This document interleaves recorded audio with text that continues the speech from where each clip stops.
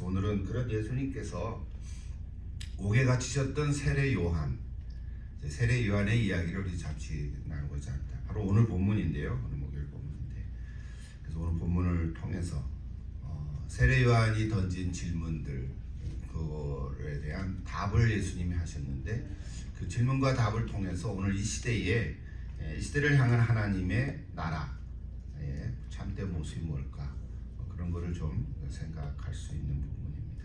그래서 오늘 본문도 참 귀한 본문인데요. 여러분 많이 다 이미 알고 있는 건데, 그러니까 세 부분으로 좀 나누어 있습니다. 7장 18절부터 35절까지입니다. 누가 보면 7장 18절부터 35절까지인데요. 세 부분으로 나눠서 한번 보십시다. 먼저 18절부터 23절까지 매일 성경 펴서 그 성경을 펴서 누가복음 7장 18절입니다. 제가 먼저 읽습니다. 요한의 제자들이 이 모든 일을 그에게 알리니 요한이 그 제자 중 둘을 불러 주께 보내어 이르되 오실 그이가 누구시니까 우리가 다리를 기다리오리까 하라매. 그들이 예수께 나와 이르되 세례 요한이 우리를 보내어 당신께 여쭤보라고 하기를 오실 그이가 당신이오니까 우리가 다른 일을 기다리오리까 하더이다 하니, 마침 그때에 예수께서 질병과 고통과 및 악기 들린 자를 많이 고치시며 또 많은 맹인을 보게 하시니라.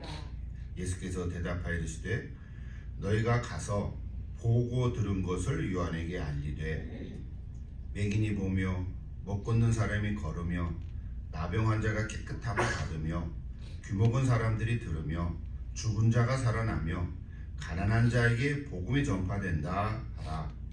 누구든지 나로 말미암아 실족하지 아니하는 자는 복이 있도다 하시니라. 일단 끝까지 보십시다.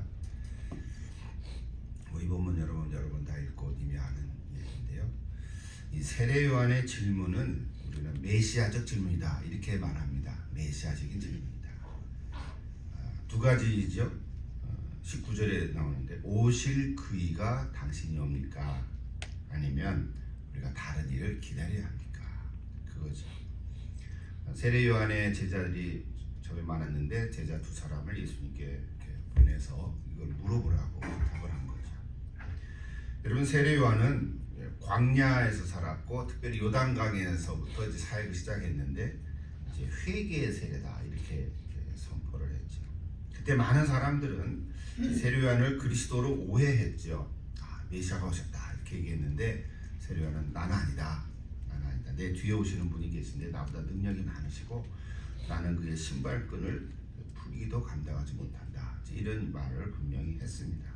그래서 이 세례 요한은 사실은 예수님이 세례를 받으실 때도 의심하지 않았다고 봅니다. 저분이 메시아다. 우리가 기다릴 예수 그리스도다. 이렇게 믿었습니다. 근데 이제 감옥에 갇혀서 이 감옥에 갇힌 것도 배경을 아시죠? 헤로디아의 딸로 인해서 감옥에 갇혔는데 어쨌든 이제 와서 왜 이 질문 던졌을까? 그거예요. 그거 한번 생각해 보는 거죠. 세례 요한이 예수님을 의심했다고 볼 수는 없어요. 저분이 그리스도이시다라고 믿고 그동안 이렇게 지내온 건 사실인데요. 또 왜 질문 던졌을까? 그러니까 의심했다기보다는 어쩌면 최소한 자신이 기대했던 그리스도의 모습이 조금 안 나타나는 것처럼 느껴지기 시작한 거예요. 여러분 그렇죠? 그래서 제자들에게 전해들은 예수가 사뭇 달랐지 않았나 하고 인식하기 시작했다는 거죠. 그래서 이 세례 요한이 예수님께 이렇게 물은 거예요. 그러니까 이 질문은 예수님이 메시아 되심을 의심하는 질문이라기보다는 이제 정말 당신이 메시아라면 우리가 기다리는 그리스도라면 이제 앞으로는 어떤 일을 좀 하시겠습니까? 하는 질문으로 우리는 생각할 수 있어요. 지금까지는 메시아라고 생각했는데 계속 이렇게만 지낼 건가? 앞으로는 어떤 모습으로 어떤 그 사역을 하실 것인지를 묻는 그런 뉘앙스라고 생각을 합니다. 우리는 너무 다 잘 알기 때문에 세례 요한의 종말도 알고 예수님의 전체 스토리도 알기 때문에 괜찮지만 요 시장까지만 한번 생각을 해보십시오. 정말 저 나사렛 예수가 그리스도 맞나? 이런 질문을 갖는 거죠. 그래서 예수님은 답을 했었는데 어떤 답을 하시기보다 오늘 여기 22절에 보면 너희가 가서 보고 들은 것을 연예계더라. 보고 들은 것을. 그 보고 들은 것이라는 게 22절에 나오죠. 맹인이 보고 못 걷는 사람이 걷고 나병 환자가 깨끗함을 받고 또 귀 먹은 사람이 듣고 죽은 자가 살아나면 심지어 그죠. 그리고 마지막에 가난한 자에게 복음이 전파된다. 부자에게는 복음이 전파되지 않나? 그건 아니죠. 그러니까 심령이 가난한 자, 이제 하나님을 이렇게 정말 갈망하는 사람에게 복음이 전파된다. 자, 이 말씀은요, 단순히 병자들을 고친 치유의 이야기라고 그냥 딱 묶어버리면 안 되는 거죠, 그죠? 여기 보면은 다 그렇잖아요. 맹인이 보고 못 걷는 자, 나병 환자, 귀 먹은 자, 심지어 죽은 자, 이게 다 살아난다는 것은 한마디로 얘기하면 뭡니까? 회복이죠, 회복. 원상복귀입니다. 저래서 제가 얘기했지만 걸어다니는 사람에게 100m 1초에 뛰어다니게 하지는 않으셨단 말이에요. 이미 눈으로 보고 있는 자를 벽 저 너머에게 천리안을 보게 만들어주지는 않았다는 거잖아요. 그렇잖아요.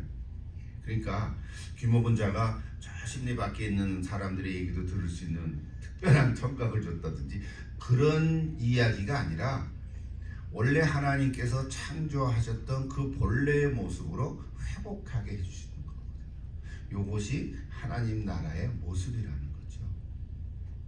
그러니까 이미 그렇게 돼 있는 사람들은, 그러니까 이미 보고 걷고 깨끗하고 건강한 사람에게는 뭐가 필요해요? 복음이 필요한 거죠.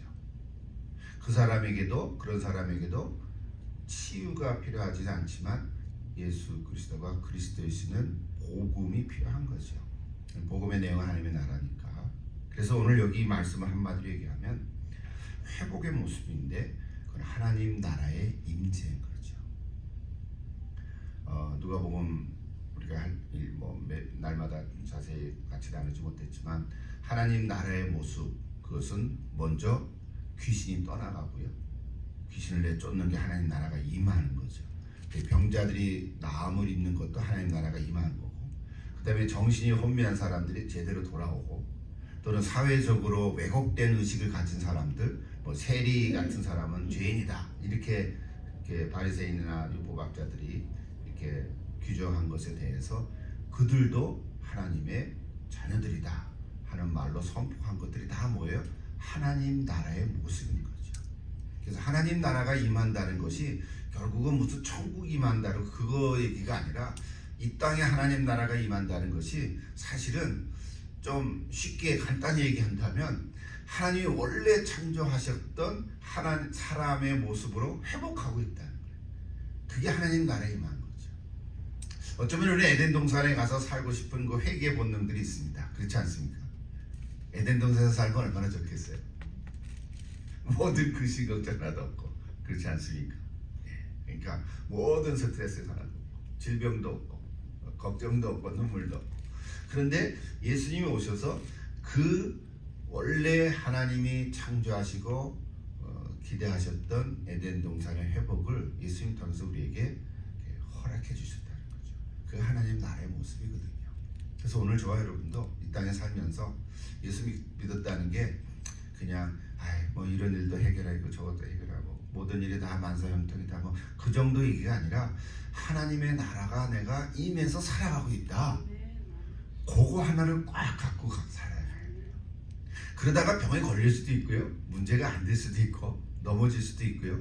그거는 그렇게 큰 이야기가 아니라는 거죠. 이 하나님의 나라가 내가 임해서 살아가고 있다. 그래서 이제는 예수 믿으면 내 안에 성령이 임하셔서 여기서부터 하나님 나라가 임하고 있다.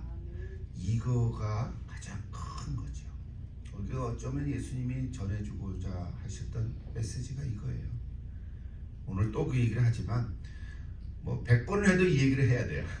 또 하고 싶고, 그렇죠. 마땅히 또 우리는 들어야 되고, 또 들었지만 또 잊어먹을 수 있거든요. 그러니까 또 듣고 이게 목적이에요. 여러분 만약에 병이 낫는 것 자체가 목적이라면 여러분 어떻게 하셔야 되겠습니까? 예수님이 계속해서 환자들을 고치셔야 되잖아요. 물론 많은 병자들을 고쳐주셨지만 끝없이 계속해서 고쳐주셔야 돼요. 그게 그 자체가 목적이라면 오늘 본문만 보고 그렇지 않습니까? 눈먼 자, 뭐 안진뱅이, 뭐 이게 몇 가지 예를 들었지만 그 외에도 얼마나 많은 병자들이 있었겠어요. 그 사람들을 다 고쳐주셔야 돼요. 고쳐도 한이 없고 끝이 없는 병자를 고치는 자체가 목적은 아니라는 거죠. 아니면 그러면 저는 이제 본문을 또 생각하면서 그렇다면 처음부터 병에 걸리지 않게 하시지. 그러면 되잖아요. 병 걸린 자를 고쳐주는 것보다는 아예 병이 안 걸리게 예방해 주시면 더 좋지 않나? 뭐 이런 생각까지도 하잖아요. 요즘은 우리 의학이 뭐라 그러죠? 그 치료보다는 예방, 그렇죠? 뭐 병 걸린 다음에 검사하고 치료하는 것보다는 걸리지 않게 미리미리 조심하고 뭐 이런 얘기 더 많이 하잖아요. 예방의학 같이. 그러니까 오늘 예수님 말씀도 그런 거예요. 병 고치는 자체가 목적이 아니라 하나님 나라가 여기에 임하기 시작했다. 요거를 꼭 우리는 잊지 않고 살아가야 할 줄을 믿습니다. 그래서 맨 마지막 23절에 같이 한번 다시 읽어볼까요? 나로 말미암아 누구든지 나로 말미암아 실족하지 아니하는 자는 복이 있도다 하시니라 그랬어요. 물론 이게 이제 세례 요한의 제자들에게 결론을 주신 말씀인데 세례 요한을 향해서 주시는 말씀이라고도 볼 수 있잖아요.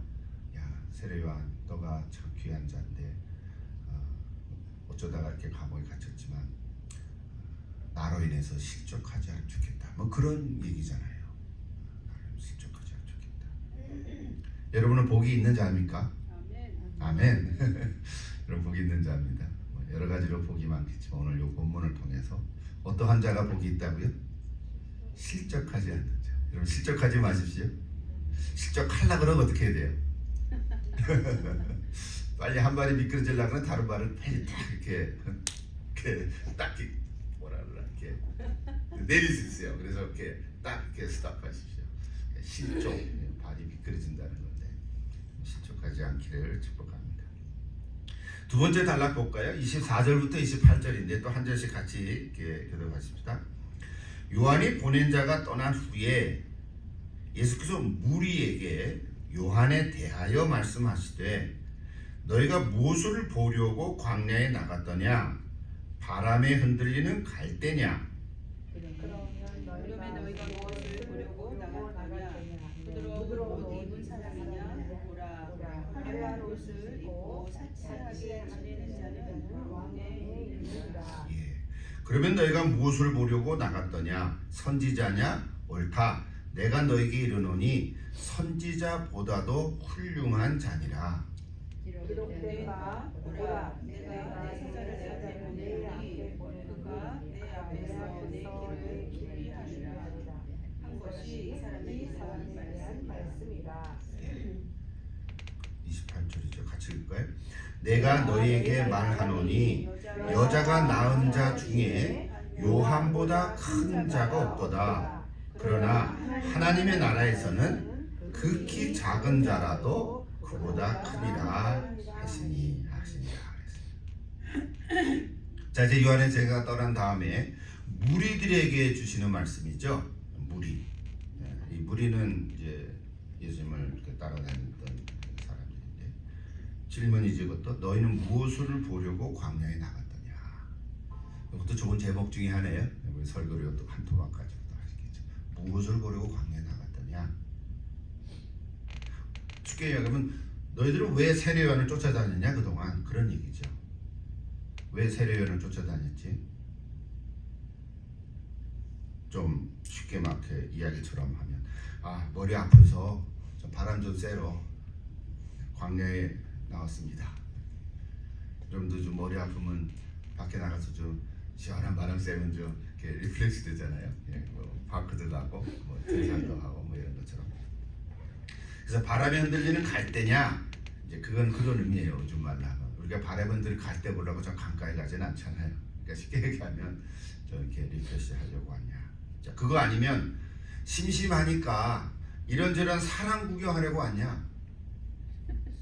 그런 경우도 있어요. 이런 사람 구경하면 재밌죠. 어떨 때는 이렇게. 근데 저 사람들도 나를 보니까 좀 내가 민망하지만 내가 투명 인간이 돼서 사람 보면 얼마나 재밌겠어요. 저는 그런 상상을 가끔 합니다. 투명 인간이 돼가지고 사람들끼리 만나서 얘기하는 것도 듣고 또 저 사람 어떤 얘기하는구나. 근데 사람들 앞에서 오면 다 또 이렇게 감추잖아요. 근데 있는 그대로 막 얘기할 때 나 욕하네? 뭐 이런 것도 들을 수 있고. 여러분 사람들을 만나는 게 어떨 때는 재미도 있어요. 그 사람 이렇게. 그러니까 여기 그런 얘기죠. 너 이 사람 구경하러 왔냐? 어떤 옷을 입었는지 옷 구경하러 쫓아다닌 거냐? 그것도 아니라면 선지자를 보려고 했느냐? 그런 거죠. 맞다. 그러니까 너희들이 선지자 보려고 온 것이 아니냐. 그런데 그 세례 요한은 우리가 얘기하는 선지자보다 훨씬 더 훌륭한 사람이다. 그걸 예수님이 뭐라 그랬냐면요, 이 세상에 태어난 자 중에서 요한보다 더 큰 죄가 없다 그랬어요. 와, 이런 극찬이 어디 있습니까? 그렇죠. 이 세상의 모든 태어난 사람보다 요한보다 큰 자가 없다. 극찬했어요.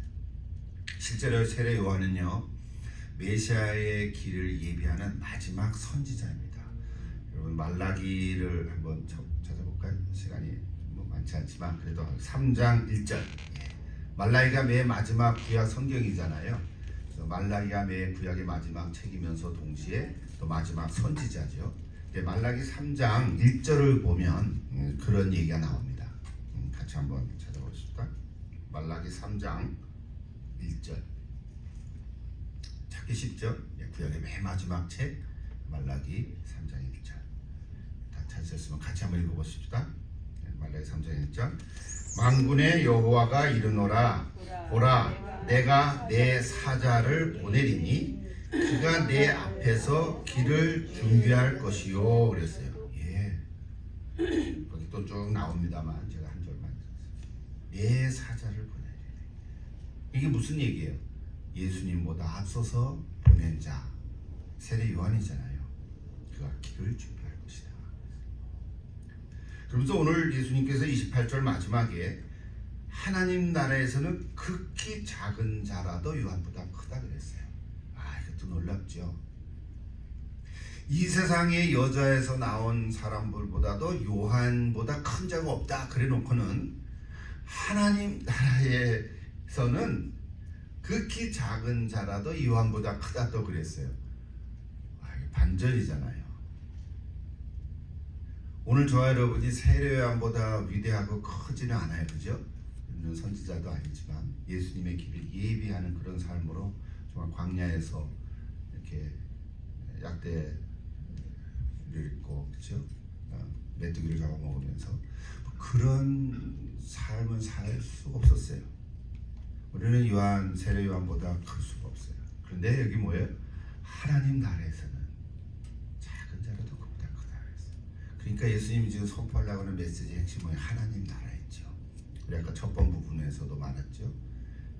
회복이 하나님 나라의 증거고, 두 번째도 세례 요한에 대해서 무리들에게 말씀하시면서 결론적으로는 하나님 나라에서는 세례 요한보다도 크다. 여러분 세례 요한보다 큰 자입니까? 답이 안 나오네. 하늘나라 가서 지금 하늘나라가 여기 임했다 그러잖아요. 하나님 나라가 여기 임했으니까 상징적으로 오늘 저 여러분이 세례 요한과 같은 삶은 아니더라도 하나님 나라가 여기 임했다면, 하나님 나라가 임했다면 우리는 세례 요한보다 큰 자로서 살아가는 거예요. 하나님 나라와 함께 살아가는 줄 믿습니다. 마지막 볼까요? 29절에서 35절 한 절씩 더 같이 보십시다. 모든 백성과 세리들은 이미 요한의 세례를 받은지라. 이 말씀을 듣고 하나님은 의롭다 하되 바리새인과 율법 교사들은 그의 세례를 받지 아니하므로 그들 자신을 위한 하나님의 뜻을 저버립니다. 이 참 눈에 화가 들어오죠. 먼저 설명을 한다면 이러고요. 모든 백성과 세리들은 이미 요한의 세례를 받고 요한의 제자가 된 사람들이에요. 뭐 따라다니는 건 아닐지 몰라도 그러니까 많은 백성과 세리들, 세리 마태와 같이 세리들 죄인이라고 취급했던 사람들이잖아요. 그런 사람들은 요한의 세례를 받고 따라다닌 사람인데 예수님의 이 말씀을 듣고 뭐예요? 하나님 나라에서는 극히 작은 자라도 그보다 크니라. 이 말씀을 듣고 나는 참 세례요한보다 작은 자인데 하나님 나라에서는 저보다 큰 자구나 하는 말씀을 듣고는 뭐라 그랬어요? 하나님은 의로우신 분이시다. 이렇게 생각을 했던 거예요. 오늘 우리도 마찬가지잖아요. 아까 질문한 것처럼. 그런데 이제 30절에 뭐라 그랬어요? 그러나 바리새인과 율법 교사들은 그의 세례 요한의 세례를 받지 아니하므로 그들 자신을 위한 하나님의 뜻을 저버립니다. 그러니까 바리새인과 율법 학자들은 구약의 율법들 성경은 잘 알고 있었지 모르지만 예수님이 전한 하나님 나라의 복음에 들어오지 못한 거예요. 그러니까 그들은 이게 거친 거죠. 거부된 거죠. 예수님의 이 말씀이 하나님 나라에서는 세례요한보다 크다라는 말이 안 들리는 거예요. 그러니까 거부하는 마음이 생긴 거죠. 뭐 저런 말이 있나? 이런 거예요. 거기까지 이해가 됐죠? 31절 다시 또 계속 읽어보고 싶다. 또 이르시되 이 세대의 사람을 무엇으로 비유할까? 무엇과 같은가? 비유하건대 아이들이 장터에 앉아 서로 이르되 우리가 너희를 향하여 피를 뿌리고 너희가 춤추지 않고 우리가 독하여도 너희가 먹지 아니하였다. 예, 세례 요한이 와서 떡도 먹지 아니하며 포도주도 마시지 아니하며 너희 말이 귀신이 들렸다 하더니 인자가 와서 먹고 마시매 너희 말이 보라 먹기를 탐하고 포도주를 즐기는 사람이요 세리와 죄인의 친구로라. 같이 읽습니다. 지혜는 자기의 모든 자녀로 인하여 옳다함을 얻느니라. 예. 이 마지막 부분은 하나의 비유죠. 비유의 말씀을 하면서 중요한 교훈과 메시지를 전해주는데요. 위에 본문과 조금 이질적인 이야기를 하는 거죠.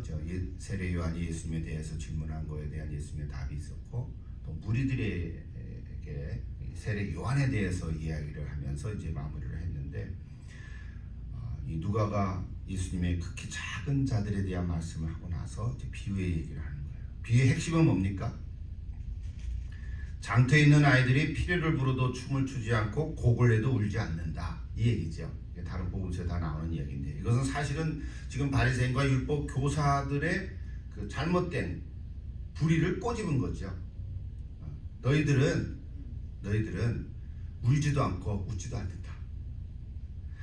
그 얘기는 뭐예요? 세례 요한이 회개의 세례를 선포할 때 회개에 합당한 열매를 맺으며 살아라, 회개해라, 금욕적으로 살아가라 이럴 때는 또 울지도 않고 회개하지도 않고 그러면서 세례 요한은 뭐라 그랬어요?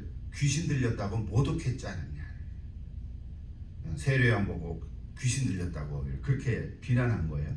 근데 이제는 내가 와서 예수님 메시아 내가 와서 지금 죄인들과 세리들에게도 함께 식사하고 먹고 마시고 할 때는 저 사람은 죄인들의 친구다 하면서 또 비난하지 않느냐. 이때는 또 같이 즐겁고 기쁘게 막 놀아야 되는데 놀지도 않고 같이 웃지도 않고 이런 얘기를 지금 이제 말씀하는 거죠. 그러니까 바리새인과 율법교사들의 무지와 불의를 책망하고 있는 거죠. 마치 장터에 있는 어린아이를 갖다고 비유로 말씀하는 거죠. 비아냥거리는 것을 이렇게 지적하는 거죠. 세례 요한은 예수님에 대해서 조금은 의심까지는 아니지만 앞으로 어떻게 하실 겁니까? 하고 질문을 던졌지만 이 종교 지도자들은 아예 예수님을 거부하고 있는 거죠. 자기 죄를 회개할 때는 세례 요한을 배척하더니 이제 예수님 오셔서 구원의 복음으로 기뻐할 때는 또 그 잔치에 참여하지도 않으면서 이렇게 비난하는 거예요. 다 이해가 됐죠? 마지막으로 오늘 우리에게 주시는 메시지 뭘까 생각해 보세요. 여러분 울 때 울지 않고 웃을 때 울지 않는 것 이게 문제죠. 우리가 다른 사람의 아픔에 같이 같은 마음을 국률의 마음을 가지고 같이 기도해주고 좀 위로해줄 필요가 있고요. 또 어떤 사람은 또 기쁘고 신나게 있을 때 같이 해서 박수 쳐주고 그렇게 즐거워해야 돼요. 그래서 여러분 하루에 웃다 울다 이렇게 바뀌어도 괜찮은 거예요. 또 그래야 돼요. 항상 그런 것도 아니에요. 이건 옛날에 지나간 일들이지만 미국에서는 그런 일이 많지 않지만 한국에서 할 때는요. 이렇게 제가 뭐 부목사를 있고 전도사를 있을 때도요. 교구 식구들이 많잖아요. 영락교에 있을 때는 강남교구를 했는데 3,000명이잖아요. 그 교구 자체가 109형. 하루에도 어떤 일들이 계속 일어나요. 그래서 아침에는 이렇게 상가가 나가지고 가가지고 위로 예배를 드리고 까만 넥타이 메고 저녁에는 또 어떤 할머니 또 환갑잔치에 가서 그러니까 또 이렇게 양복 갈아입고 또 가서 또 신나게 또 같이 박수 쳐줘야 되고요. 어떨 때는 또 거꾸로 되고요. 점심 때는 또 누가 개혁게 했다 그래서 가서 또 이렇게 박수 쳐주고 격려해주고 근데 또 저녁에는 누가 돌아왔다 그래가지고 또 위로 예배드리고 입관하고 이런 일들이 하루에도 몇 번 이렇게 반복할 때가 많아요. 이렇게 차에 늘 이렇게 검은 넥타이 메고 다니고 이제 그랬었거든요. 근데 미국이니까 그런 케이스가 많지는 않아요. 겹치는 게. 여러분 어떤 면에서 우리가 이 땅에서 그리스도로 살아갈 때 어떤 분에 대해서는 같이 위로가 필요하고요. 또 어떤 분에 대해서는 같이 기뻐할 필요가 있습니다. 여러분 그렇게 되기를 바랍니다. 그렇게 살아가는 것을. 근데 이 시대의 사람들은 무감각한 거예요. 무감각해서 항상 내 중심으로 살아가다 보니까 자기 탐닉하게 되고요. 자기 탐닉해요. 자기 마음처럼. 또 하나는 그러다 보니까 공허해져요. 하나님 나라의 기쁨과 감격을 맛보지 못하는 사람들이 많습니다. 오늘 저와 여러분은 하나님 나라의 기쁨과 감격을 다시 회복하시고 이렇게 정말 맛보면서 하루하루를 살아갈 수 있기를 기도합니다. 모든 교회가 다 무감각한 건 아니지만 오늘 시대에 교회가 어디 따로 있는 게 아니라 우리 예수 믿는 사람들이 다 교회라 그랬을 때 어떤 분들은 이 무감각하게 세상이 아파해도 아파하지 않고 또 세상이 참 기뻐해도 거기에 동참하지 못하고 뭐 자기가 생각한 거에 그냥 고착이 돼가지고 다 자기 마음대로 하는 거죠. 그것이 문제죠. 여러분 실족하지 마십시오. 그러니까 전번 부분에서 얘기했지만 실족하지 마십시오. 여러분 실족은 주로 어디서부터 나옵니까? 다른 사람과의 관계로 말미암아서 실족해요. 그렇죠? 다른 사람으로 말미암아 실족할 때 실족하지 않기를 바라고요. 또는 자신의 어떤 연약한 부분으로부터 실족할 때가 있어요. 내 자신의 연약한 부분으로 여러분 실족하지 마십시오. 그리고 하나님 때문에도 실족하지 마십시오. 하나님 때문에 실족하는 경우는 어디 있을까요? 시간이 없어서 마무리 한마디만 하고 하나님 왜 그때 나를 막아주지 않았습니까? 거기에 실족하는 마음이에요. 우리 그럴 때 있죠. 마치 에덴 동산에서 아담과 이브가 선악을 알게 하는 나무를 따먹고 너희 일으켰냐 그랬더니 아담이 뭐라 그랬어요? 제가 뭐라 그래서 먹었습니다. 이게 실족이거든요. 왜 나를 막아주지 않았습니까? 오늘 우리로 얘기하면 내가 잘못한 일을 하려고 그럴 때 아이고 하나님 내가 눈멀게 하지 않으시고 잘못한 일로 빠져나갈 때 아이고 다리에 좀 이렇게 쥐가 일어나서 못 걷게 하지 않으시고 이 책임을 누구한테 돌려요? 하나님한테 돌려요. 이게 실족이에요. 이게 실족이에요. 여러분 다른 사람으로부터나 또 내 자신의 어떤 연약한 부분 때문이나 또 하나님으로 말미암아 실족하지 않기를 기도합니다. 내 자신을 발견할 때 다시 한번 하나님의 나라의 기쁨과 감격이 넘칠 줄 믿습니다. 여러분 예수 안에서 기뻐하십시오. 기도하십시오.